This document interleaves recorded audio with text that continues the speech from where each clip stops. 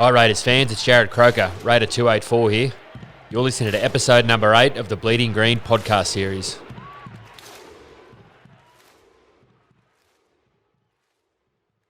Well, Louise Grant, welcome to you and the family coming down here to Canberra. Absolutely delighted, and in my case honoured, and welcome to the Bleeding Green interviews. Thank you. Just so you have a bit of background, I've been interviewing a number of people in the first 10 of this series, which have been really, really interesting.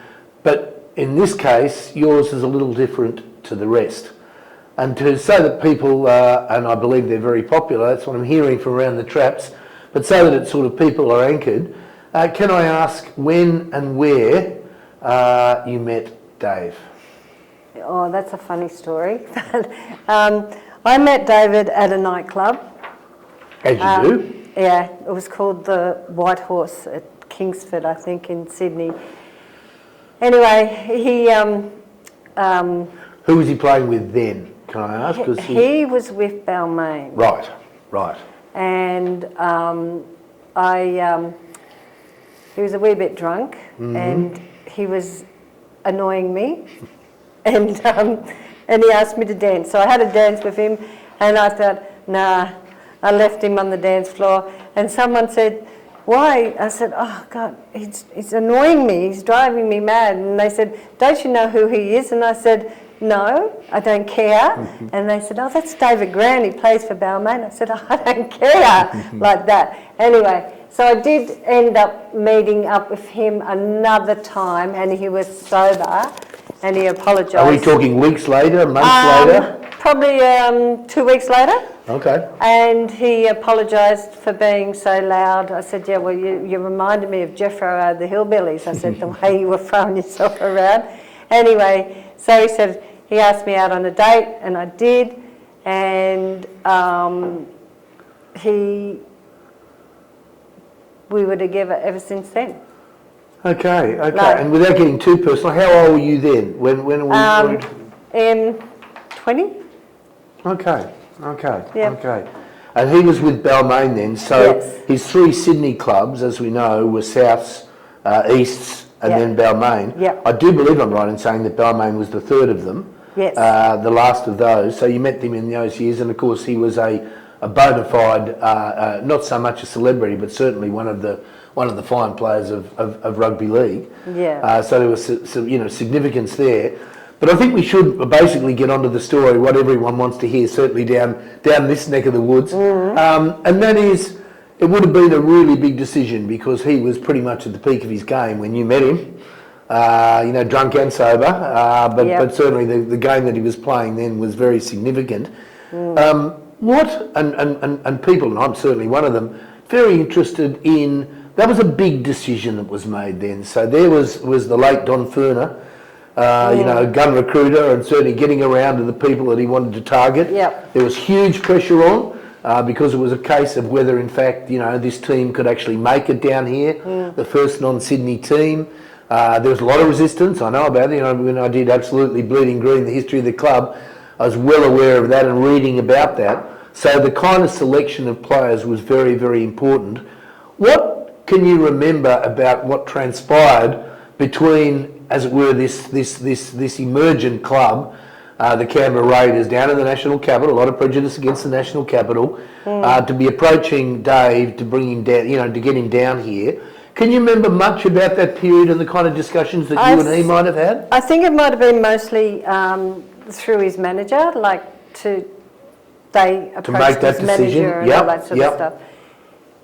He didn't make the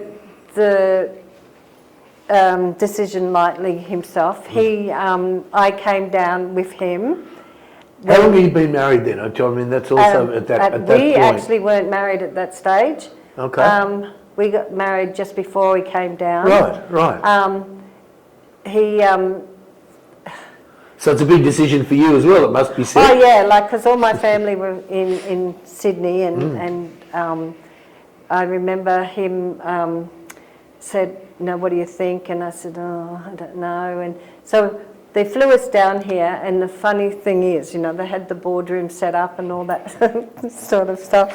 And he said That'd presumably be Les McIntyre, Les and, Don, and John and Yep. whoever else. John, I yep. think even Berkey might have even been there, I'm not sure. But he said, I want my wife to sit in on the meeting. And they said, oh no, we don't do that. That's no. boys only. There you go. And he said, no, well, don't worry about it then. So I sat in on the meeting. How interesting to have that. Yeah, and then they were that's great. talking, money and all that sort of stuff, and they were talking money, and I turned around and said, no, I want you to buy us a house. Don't give us money, I want a house. Right. And that's what happened. There you go. And you lived where? Where was we that house? lived in Stratheden. I should know. Strathnairn? No. Queanbeyan. Yeah, okay. I know exactly what you mean. Stratheden Street, I think it was called. And we lived next door to John Booby. Do you ever remember John Booby? His nephew was I do. rugby union player. I can't even think of his name. But anyway, John and we lived next door. We had some beautiful neighbours, and across the road there was oh my God, he was a recruit for the Raiders, and I can't think of his name. Presumably that wasn't too far from Seaford Oval. Was that was it proximity? How close to Seaford was it? Well, it was up near the YMCA. Right. Yeah, right. up there. Like Gary Spears, they lived up there. Rena and Gary and I'll think of it later. I can't remember their name. Yeah. So you sit in on the meeting. That would have been interesting with the likes of Les McIntyre. Talk about old school. So you had that. Did you, other than in fact saying you want a house, did you have much to? Well, that's a pretty big, important thing to be saying at the meeting. Yeah. But they went along with that. That was agreed, basically. Yeah. So. But I didn't want him to have money. I wanted a house. Yeah. That was the only way I was move up here is. Was your husband expecting that to be contributed to the meeting? No. There you go. No. There you go. Oh, well done. No, well but done. he liked everything I had to say. So. Okay. Yeah. Okay. Not that I was in charge or anything like that. Was never the. Right. Yeah. But he liked my opinion. And what about now? Given and it sort of goes to the point of it. You know, it was very much a sort of male football world back then. It must be said. How did you find the women in basically? I mean, it's often been talked about. The Raiders as a family club, and most definitely we are. But that's something that goes all the way back to the roots of the club. Yeah. How did you find that, and who were some of the women? I know Anita McIntyre. Anita, Marion Ferner. Yeah. She was beautiful. Who instead has been interviewed with Don for this series. Oh, is she? Which is nice. Yeah. She was the most welcoming woman. Like sometimes they had after football, they go back to Don's place, but he would include us to watch the football, the women would do their things and things like that. And at that stage, I can't remember which baby I had, but she knew that I used cloth nappies. So she had a bucket in the laundry, like people, they do disposables and things like that. Remember the cloth nappies? Yeah, not cloth nappies, and it might have been you. I was born in 82. Yeah. Okay, there you go. Yeah. There you go. And she had the sanitizer and all that sort of stuff, everything I needed, and she just made you so welcome. Like everyone made you so welcome. It was just so family orientated. They did not leave the women out. Yep. They did not leave the children out. Everyone was involved. They still don't. They still don't. Yeah, no, absolutely. I know. Absolutely. Look at this. Yeah. No, I mean, David's been gone for so long, and we still 30-year anniversary. 30 years. There you go. And it's still included in this. It's not only one of the great assets of the club, it might be its main asset, and Ricky Stewart and the rest are well aware of that. But I mean, that was something that they were working on, I mean, consciously or unconsciously at the earliest point. What was, give us a little bit of an idea about the role that the women, that is to say, the wives, played in that early period. Was there Was there, I mean, and probably especially with, and you hear, and Marion talked about it, and that's when you had away games in Sydney. Did you regularly or sometimes go in the about which there are many stories, the buses to the games in Sydney and back, or not? I never went on the bus. Okay. No. Okay, so you missed that, which is probably a good thing. Yeah. Well, I had little children. Yeah. And so most of the time, no, I didn't. Yeah, so. And how many and how many children did you have down here? How many came along while you were down here? I had 3 children here, and I had Laura was Born in 82. 82. yeah in the Royal, what was it, the Royal Canberra. Royal which Canberra. is Yep. gone. Yeah. Down on And the then peninsula. Yeah. I had Luke and Ebony. Also, no, I had Luke here. So I only had you and Luke here. Yeah. Had Matthew in Sydney, Luke, you here, Luke here, and then Luke in Sydney. I thought you had Luke in Sydney. no, Oh, okay. Luke here, and then Ebony. Ebony was in Kyogle. So And we got Leah when she was about 5.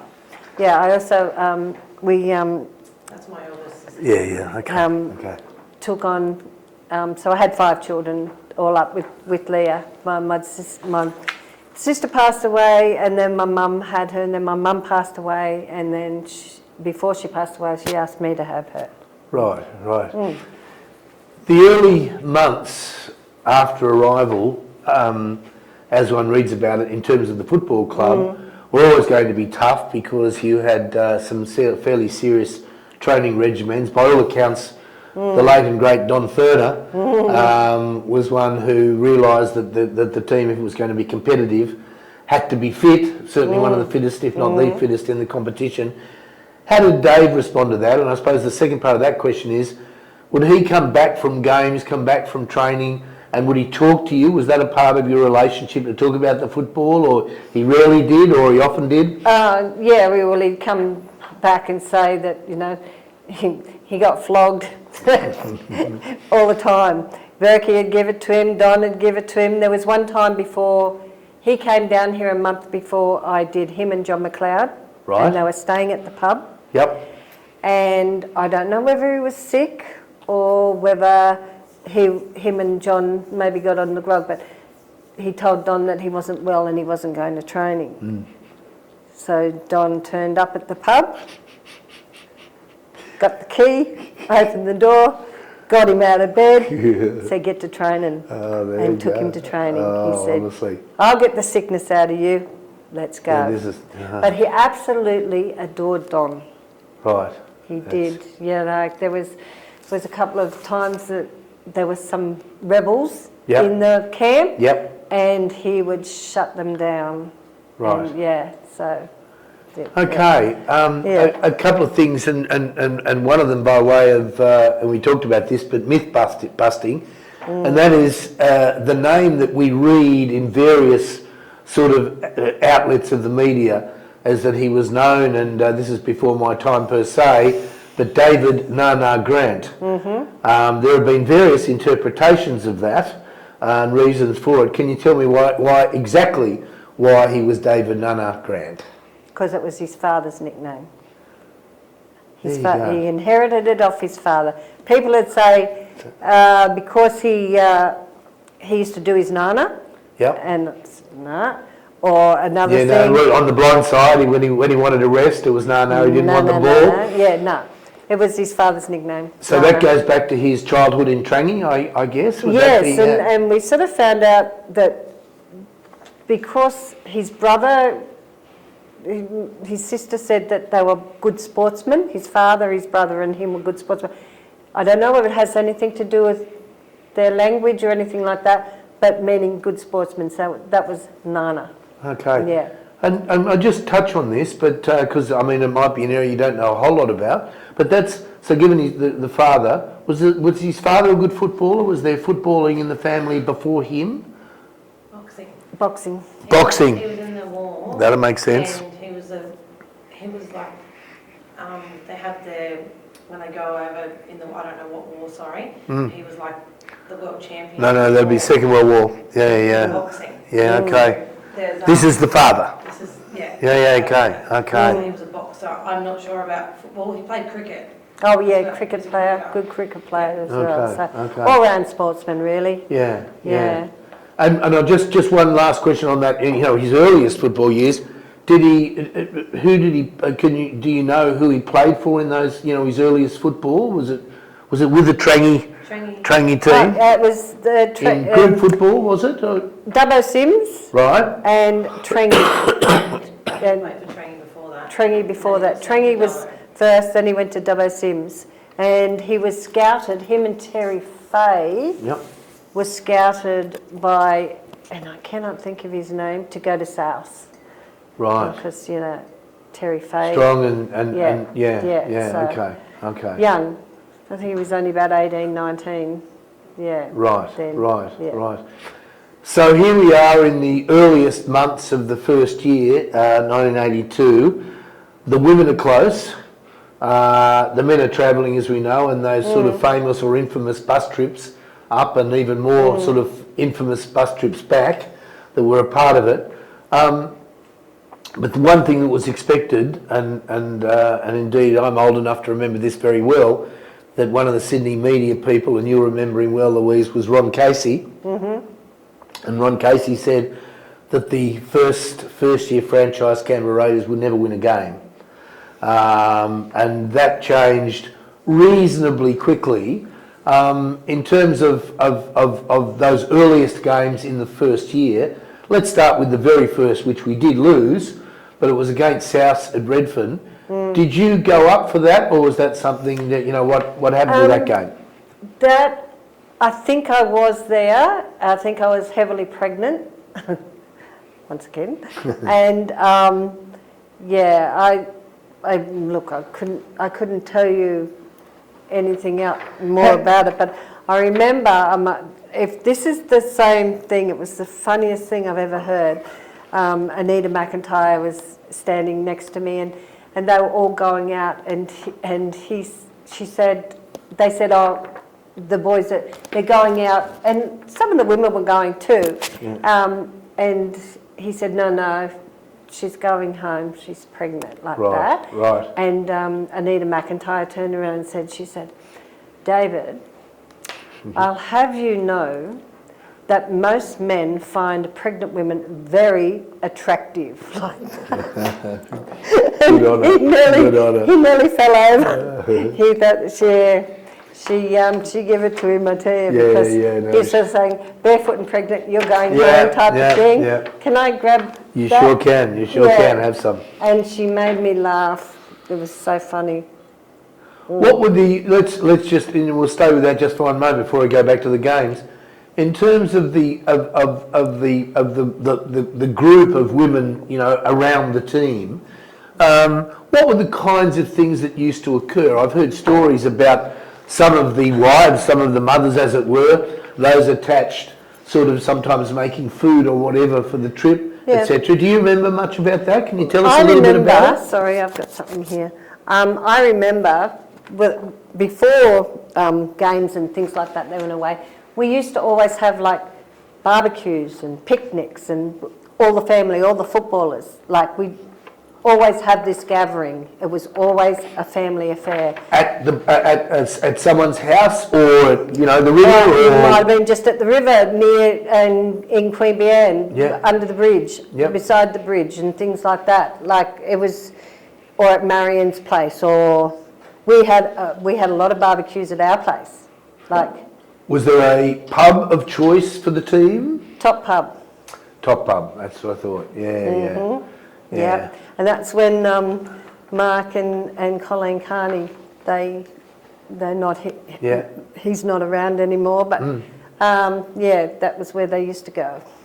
And presumably from what you're saying, one of the things that, there was a bonding going on, but that's presumably because so many players have come there, and indeed their partners, so that in fact there's a desire to make these things work. Do you know what I mean? We're getting together. So even though in a sense it's at least at the beginning artificial, by definition, Yep. that soon changes, and it changes Yeah. because of the kinds of people, as you say, when you've got some of the sort of, in a sense, key women like Anita, like Marion Furner, you know, that was so intent on making it And something. Sue Cleary, Sue Cleary, yes, yep, and yep. Colleen Carney. They've all been friends for years, and they're just how they are. Have you managed to stay in touch with any of them, or do they? Yeah, keep I any, actually spoke to Anita and John before, and I spoke to Sue saying that I was coming down. Yeah, so That's she great. said she'll be at the game, and I used to stay at Sue's place, but now it was sort of too many children. Yeah. Too many.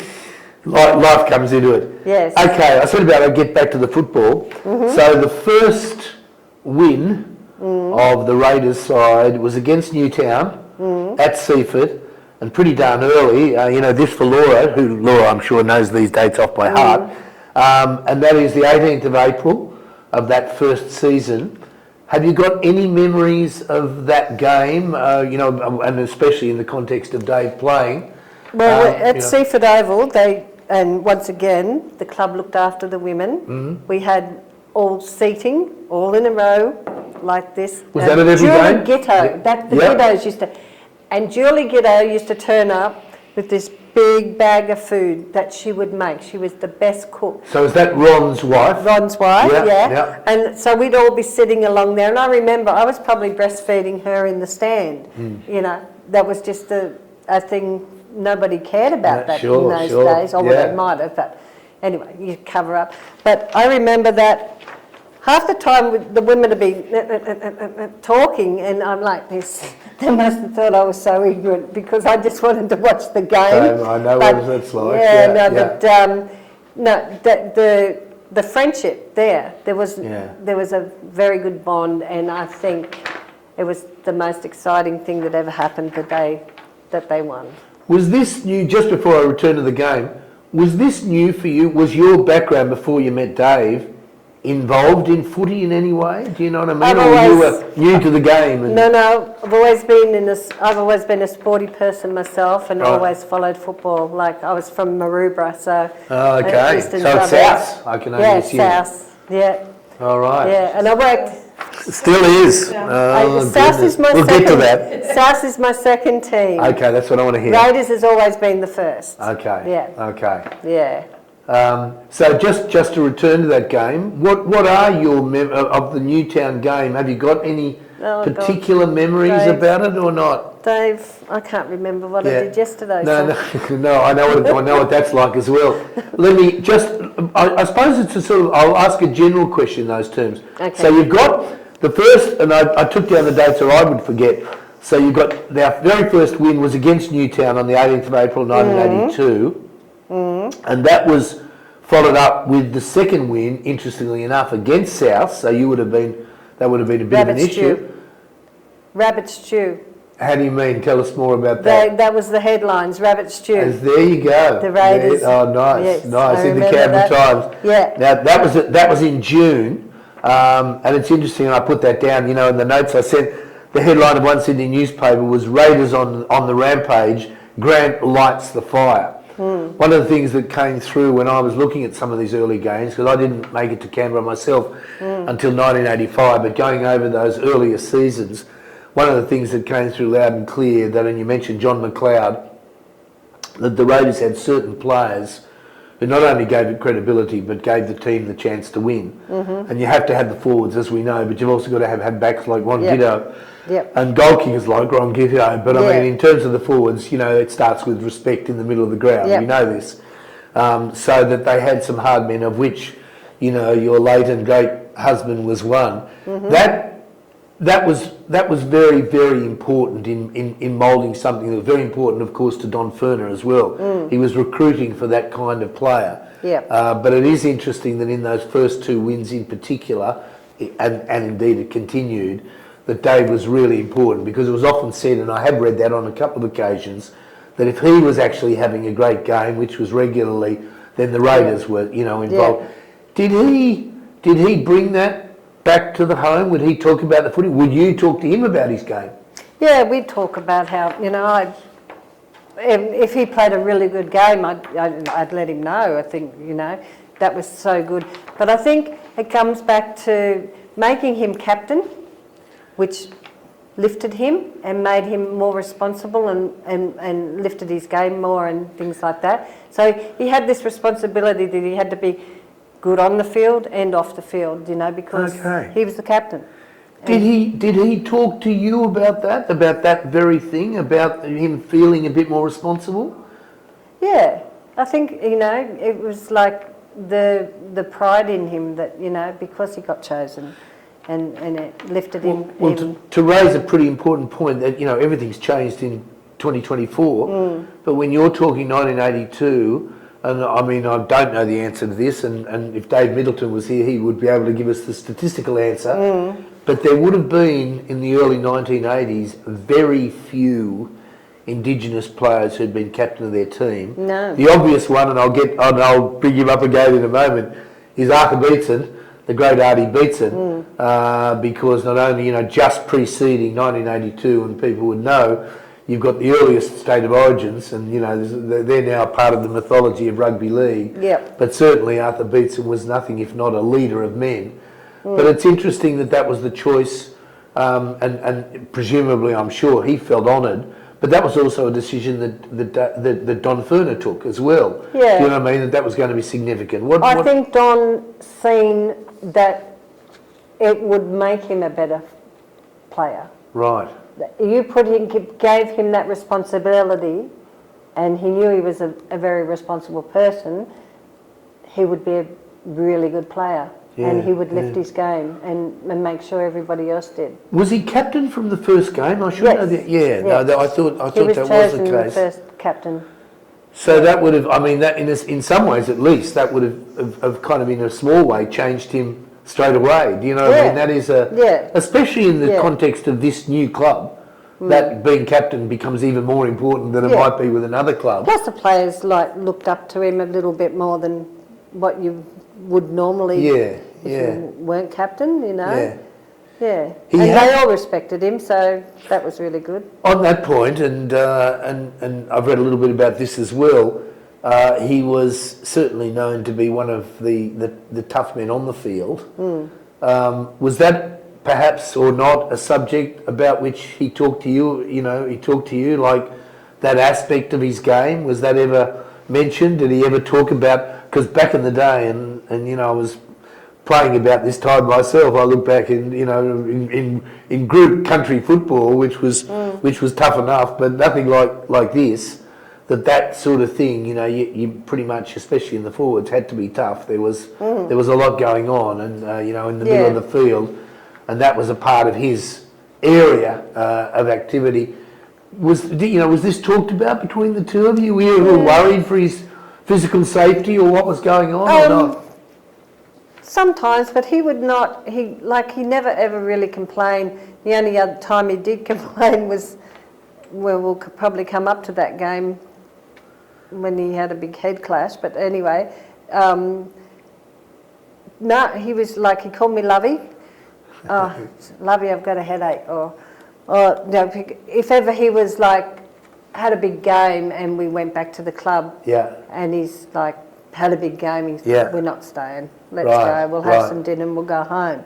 So yeah, I knew then that he was exhausted or whatever. Did he have any trouble with concussions in his career down here? No. No. I can't remember. He probably did, but that's exactly right. One time, yeah. With the big head clash. Okay. Louise, we mentioned, and for a moment, Arthur Beetson. There are various stories about Dave's background that we read in various sources, sometimes factual, sometimes not. But one of them is that Artie Beetson, was his cousin. No. And that's not true? No relation. Okay. Yeah. On the other hand, and I heard this from Laura earlier, and that is that in fact he was a cousin to Stan Grant. Yes. Yes. And the kids got to meet Stan. Well, actually, we were at a football match, and I can't remember who was playing. We were at a knockout on the Central Coast. Knockout on the Central Stan's Coast. son was playing.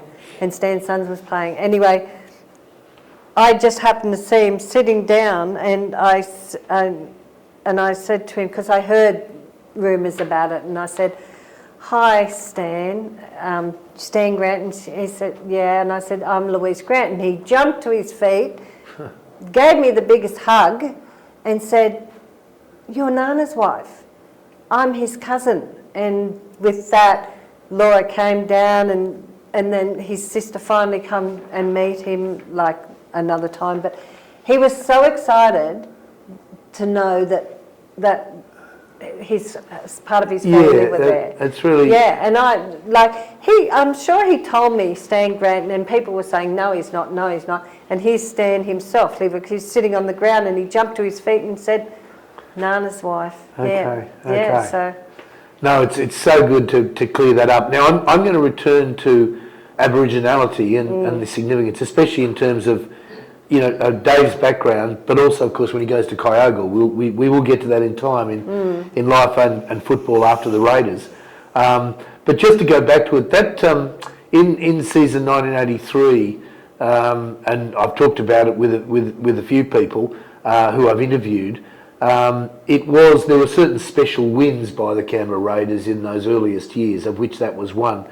When in June of '83, the Raiders won at Seaford 8-0, and Parramatta, who in fact had for 5 seasons always scored points, but did not in that game. But the game that you remember, and I wonder, could you just say a couple of things about it, was also against Parramatta. It was also a win to the Raiders. But it featured, to say the least, a significant head clash. Tell us a bit about that. Yeah, David was, we had Ray Warren as the caller, and David and Chris Phelan had this almighty big head clash, like they just went straight in together. And anyway, you could see the blood trickling down everywhere. Chris Phelan stayed on. I think it was about 5 minutes to go.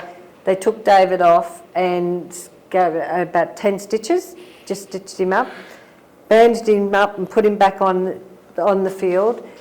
And anyway, no concussion protocols back then? Nothing. Then he played on a little bit longer, and all of a sudden he had this big run and a dive, and he dived over about 4 players. And Ray Warren said, "Wooshka," this is Ray Warren, "Wooshka." Took off like Boss Trooper. If he was in the LA Olympics, he would have scored a gold medal for diving. And I hear this in my head all the time. Anyway, that was fine. They won the game. It was all good. I'm waiting outside the dressing rooms, waiting for him, and I see people coming and going, and someone said, "You can go in, Louise. The doctor's in there stitching him up." And I said, "Well, shouldn't he be at the hospital?" Anyway, I could fit my whole knuckle. This was just opened up. Yeah. Anyway, he'd done like another 10 stitches inside. Then he had 30-something stitches all up. He stitched So let me up. get this straight. He comes off, he gets stitches then. Yep. You're seeing him after the game when he's being stitched again. Yeah, taking those stitches out. They were just... They were rubbish. They were just to hold his head together. Yeah. And then while he was doing that, like Ray Warren? No, Ray Price. Oh, yep. Ray Price came in. Yeah. And he said, he was laying there and he goes, "Hey mate," he said, "what a great game." He said, "If you've played like that, we'll see you in the grand final." And he said, "Look after yourself, mate." He said, "I know all about infections." Right. Because he had a lot of things. So Yeah. anyway, that was really nice. Like everybody else had gone, and even his own players, and Ray Price stayed to say that to him. That's anyway, a nice so touch. he had so much respect for him after that. Yeah. And then we got back to the club, and as I said, we were there for like 5 minutes. His eyes were swelling up, and we went home. But that was his big moment. That was the one he remembers. Well, it is interesting that Laura, who's sitting in on this, remembers well Dad talking about that particular one. Yeah. Were there any? Excuse me. Were there any other particular games with the Raiders that he talked about with you or with the kids in later years? Were there any others that you can remember or not, for any particular reason?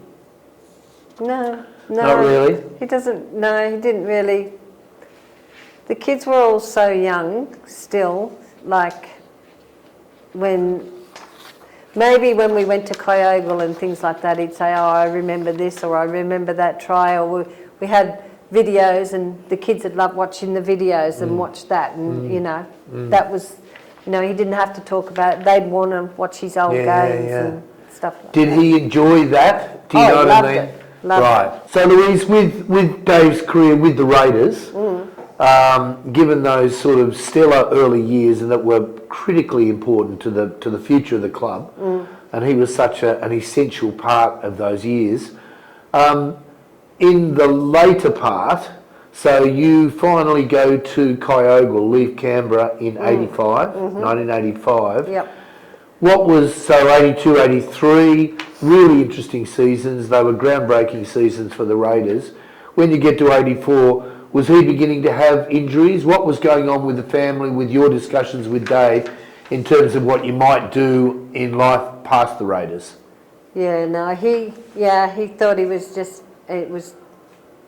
getting too old to play, but there's so many older that are playing now. But it was different back then, and it was, and people retired earlier. I think he was tired. I think, training and all that, so it sort of all got a little bit too much for him after a while. And so what was the discussion between you and him about what you might do? What happened then? Well, he said, he still had a manager at that time, and he was the one that was scouting around to see where he could go. He thought, I'll go and do a captain coach job somewhere, and we landed in Kyogle, which I tell you I hated when I got there. Right. They had us in this house. I sound like the fussiest person, but... and how many kids have you got then when you go to Kyogle? 4. Right, okay. So actually, hang on. Did I have the 3? I'm trying to think. Did I have Leah then? My niece. Might have been 3. Hadn't had. But you had a few, and you had to be aware of that too, obviously, in terms of what you could actually do. But why did you hate it? Have you ever seen Kyogle? I have been through it. Well, I'm coming from someone that's from Maroubra, the beaches. Yeah. Go to Canberra, where there's no beaches. Yeah. But I loved it because you don't need beaches when you had everything going on in your life that we were. We had such a good life there. Yeah. And then go from there to a town, 3,000. Right. And their football oval was a cattle thing that they used to do, rodeos and things like that. They had this stand. No, come from Seaford Oval. Yeah. And these wooden stand anyway. Yeah, I remember them well. It wasn't so much that, it was the house that they put us into, and I said, no, I'm not, my kids are not going to live in this house. Let me ask this, so at any homework, so Dave still had a manager at this point had he been involved in that decision? Yeah, but then he was finished after that. Right. Yeah, once that was done, And but we still had the house in Queanbeyan. Right. And we rented it out. Right. Yeah. So if you were really disappointed with what you found, what did he think? He said, oh, it's okay, lovey, come on. I said, no, I'm not unpacking the thing. I put all the mattresses in the lounge room, and I said, everyone's sleeping here. They've got to get us another house. Right. There was no fly screens on the windows. You couldn't open your windows, and it was boiling hot, and it was dirty. So, Right. Yeah. And they did find you another house? They found me another house in 2 days. Okay. Moved us into the other house, which I was quite happy with. All right, and you arrive there and it's a shock to the system after what's gone before.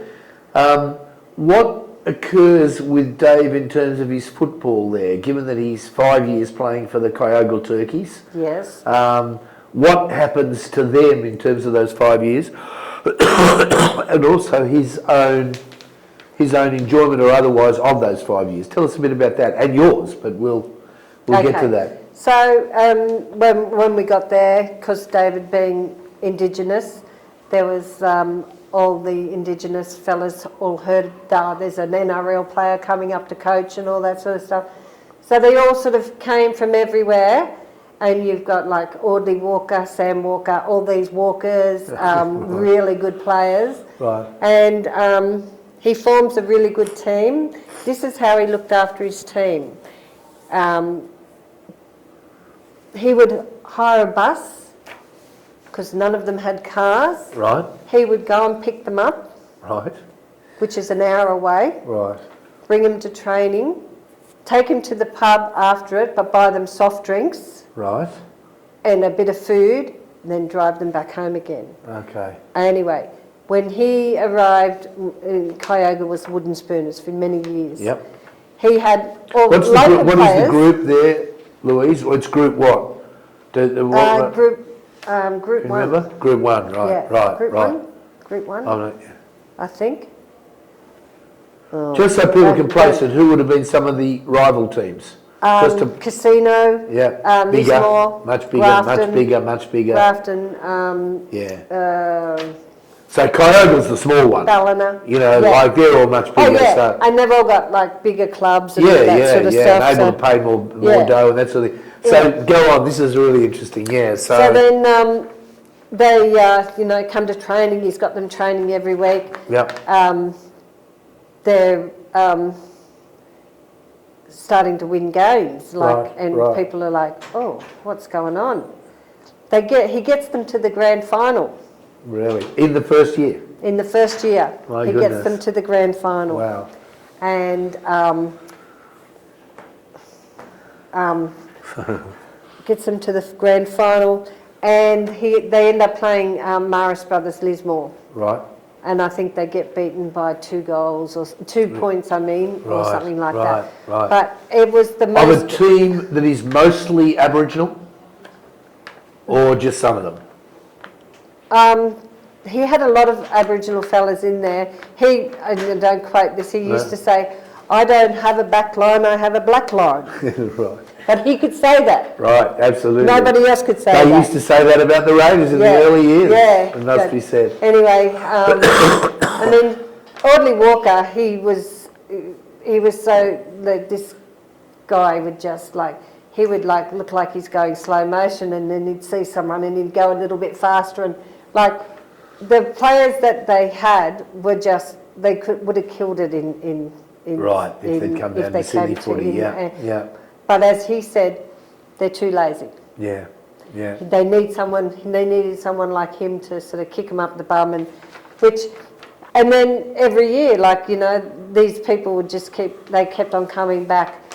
I don't know how, he didn't win a grand final with them. And there was a lot of local guys there too, some really good players. Right. So right. yeah. And he obviously made them instantly competitive, clearly. Oh yeah. And they stayed that way. Yeah, That would have been, yeah. no, look, that's... Yeah, no, he loved it. And what about you in this context? So that, given that he's... Me going there with... Yeah, well, going there, but also is this the first time in your marriage? And I guess it was when he was engaging with more Aboriginal Aboriginal players. Yeah, sort of no, thing, or his that? whole family's Aboriginal. I've always engaged with them. Yeah, right. For me, I thought, oh, what am I going to do? So I joined the local netball team, which turns out to be Gary Spears' wife that eventually marries. She's my, the trainer, top trainer and all that sort of stuff. So then you form a really good circle amongst netball players, and as I said, what am I saying? That's Rena Spears. That's up here. When I went to Kyoga, I joined another netball club, and same sort of thing. Right. You just got to find your own happiness. And a solid Indigenous community up there. In fact, I was talking to Laura, to your daughter Laura, about this, and she was saying... She's here. And yeah, I know. I can't put her on, so I'm going to try and introduce it.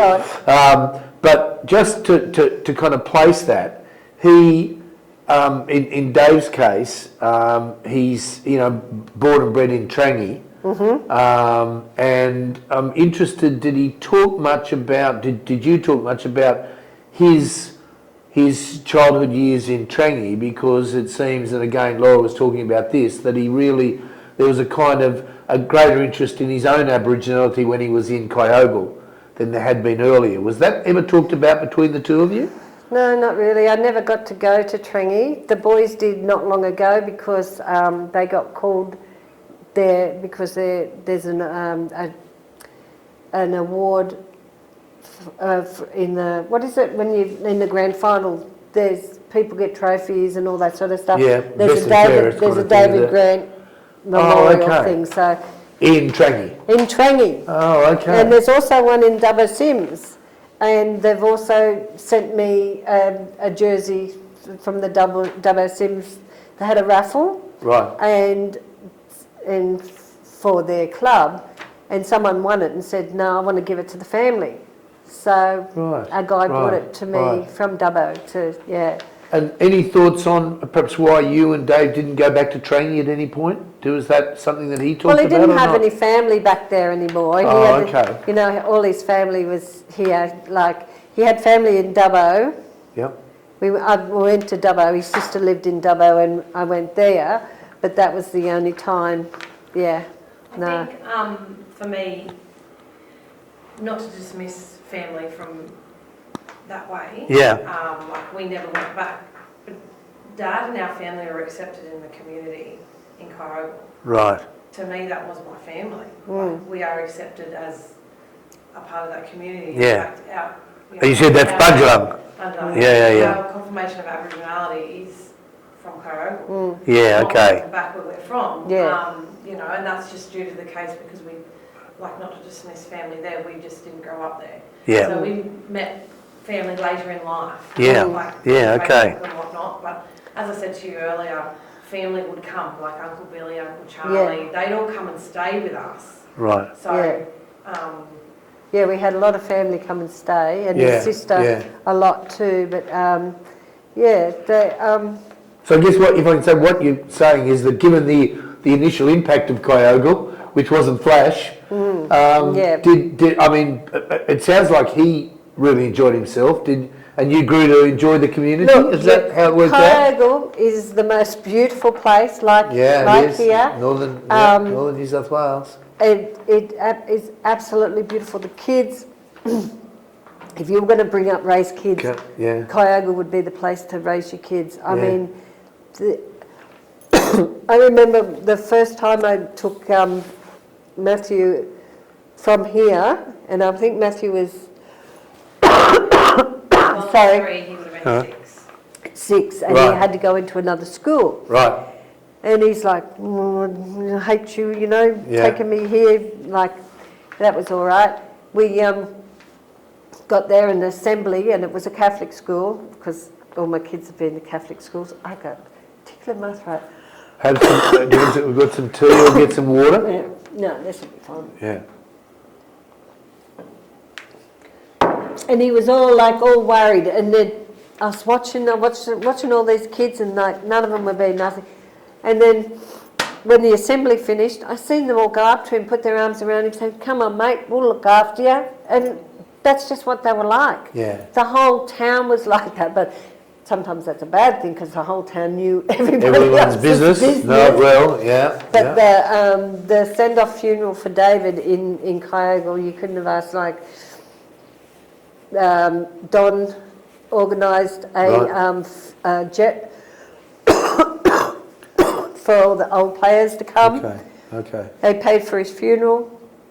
Right. And that's I should know, is it 1994, am I right in saying? Yeah. 1994, 30 years this year. And Don did the eulogy, and one of the things he said, David looked like he could still pull on the boots and run on the field. That's how fit he looked. Right. And was he playing right up to his passing? No, he was playing, but then he hurt his back, so he stopped playing. Right. And he was just a coach. Right. So Louise, when you look back over the Canberra years, back over the extraordinary life of your late husband, You know, how do you feel about that? And given that you're talking, you know, you've been talking about it, and your daughter Laura talking about that very special part of your life, Yep. what was put together. Do you want to say anything further about that? Would you, when you reflect on it, is it still as you know, what does one say, as utterly meaningful now as it was back then? Oh God, yeah, and so proud. Like, I'm so proud of him. Like, oh, thanks, again. Oh, yeah. It's going. It's all right. No, look, and you have every reason to be proud. Just, I mean, I'll just as you're recovering, I'll just say to hear, and it's great to have that recorded, to hear about his funeral there, and the response of the Raiders, the response of Don Furner, Unbelievable. that he gave the eulogy, you know, and again, Laura just talking about that as well, that there's something that's wonderful about, I mean, well, sporting clubs generally, but rugby league's doing this really well now, and that's to not just, in fact, have them as a part of the past, but actually a part of the living present. Yeah. And that's like what we've got at the moment. John which is, McIntyre and Anita, they were at my place before the funeral, and Sue and Frank. I mean, they're just all there. Like, but I think that he stop.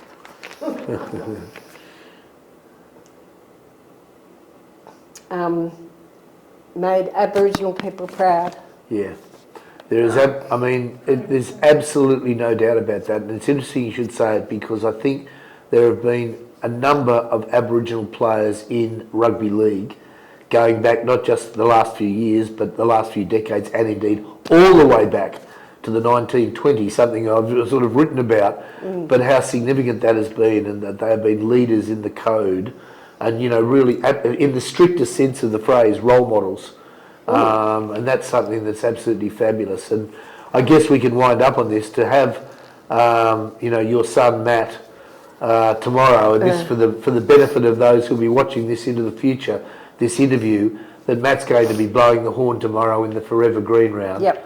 There's something that's really great about that, and the way in which the club, as Laura, you were talking about, the way in which the connection between from the club, you know, in 2024, going all the way back to these years of the 1980s, that's something very special. And all that does is prove where we started in this interview, and that is that the Raiders established themselves and got those early victories because they were they did so well in the context of family and keeping families involved, and, you know, that those, not just the wives and partners, but I mean the kids coming through, to remember again that Matt's not only blowing the horn tomorrow, but in that fantastic photograph that I've run in my history of the Raiders, absolutely bleeding green, that he was the ball boy. And I think I'm right, did you say he was the first ball boy? Yes.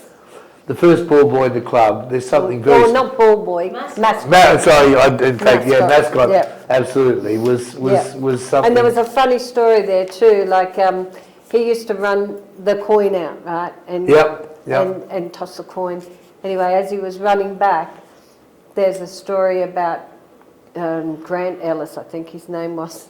Yeah, that sounds right. And Matthew's running off and he's running on, and he's kicked Matthew in the ankle as he's running off. Well, Matthew's gone down, screaming.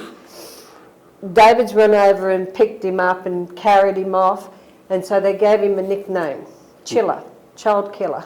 That's right. And it stuck with him, they all called him Chiller. Matthew's ankle was out like this the next day. Right. And everyone gave him such a hard time about it, and I'm saying, would you please leave that poor bloke alone? he feels bad enough, and he's like bringing presents to Matthew and stuff like that. It was really, really sad.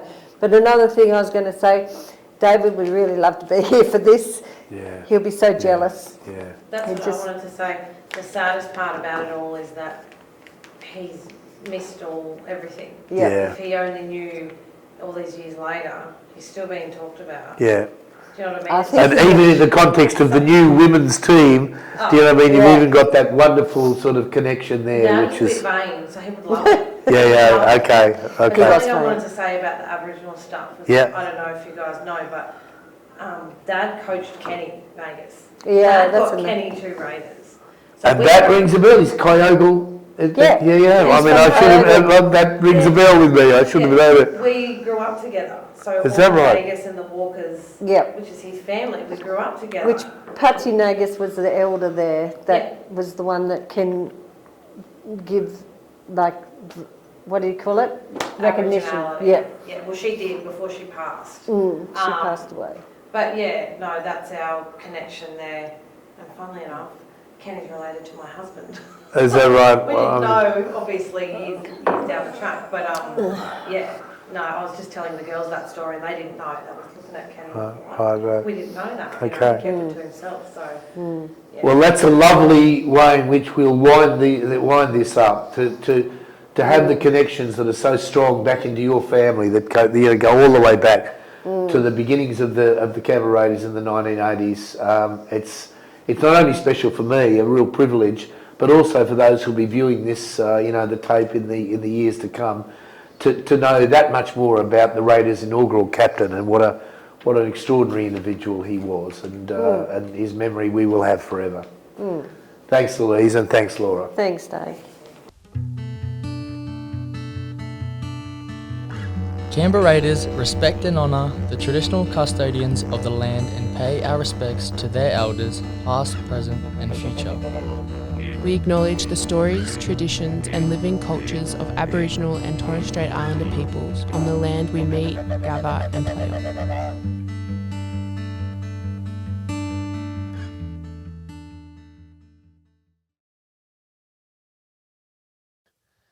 This project was supported with funding made available by the ACT government under the ACT Heritage Grants program.